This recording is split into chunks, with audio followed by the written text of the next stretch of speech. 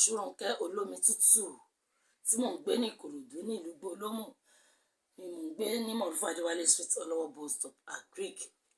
Màmá ẹ pẹ̀lẹ́ ẹ kú iṣẹ́ Elédùmarè á máa ràn yín lọ́wọ́. Àṣẹ o. Kí là ń pè ní ẹgbẹ́ gan? Ẹgbẹ́ owó ẹni tí ò bá lẹ́gbẹ́ láyé kò lè ní lọ́rùn. Ọ̀pọ̀lọpọ̀ ọmọ ẹlẹ́gbẹ́ mi kò mọ rẹ̀ gẹ́gẹ́ bí ọmọ ẹlẹ́gbẹ́, ṣùgbọ́n tá bá wò lọ tá wò bọ̀ báyìí ẹlòmíà máa wí pé òun wà ní patí lójú oorun, àwọn ẹgbẹ́ ọ̀run ẹ̀ ní ọjọ́ wà o.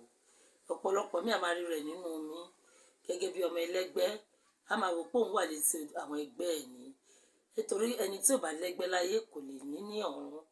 Ọmọ ẹlẹ́gbẹ́ tó bá mójútó ẹgbẹ́ ó ti di dandan kó rí àṣeyọrí. Ǹjẹ́ báwo ni a sì lè dá ọmọ ẹlẹ́gbẹ́ mọ̀? Ọmọ ẹlẹ́gbẹ́. Àti pé ọmọ ẹlẹ́gbẹ́ fún rẹ̀ báwo ló sì lè mọ̀ pé ọmọ ẹlẹ́gbẹ́ lòun?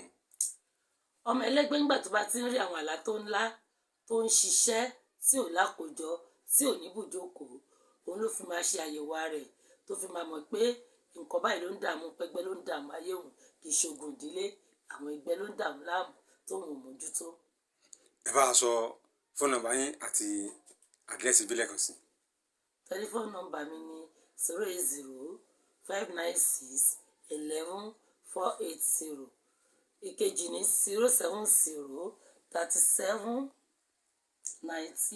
070-37-90-96-37. Sókè báyìí lọ bí oge kì í pọ̀ kó dùn. Tó bá dẹ̀ tó ń bọ̀ a tún máa tẹ̀síwájú nípa ẹgbẹ́ àti nǹkan tí wọ́n ń pè ní ọmọ ẹlẹ́gbẹ́. Ẹ wá ṣe gan gbogbo ojú tó ń wò mí, àdúrà yín á gbà.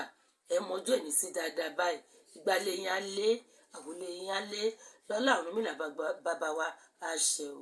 Ẹgbẹ́ ayé ẹgbẹ́ ọ̀run á ṣègbè lẹ́yìn orí ní kálukú tó ń fi ojú ìwò mi báyìí, inú yín á dùn, ọkàn yín á balẹ̀ o, á ṣẹ o. Àṣẹ.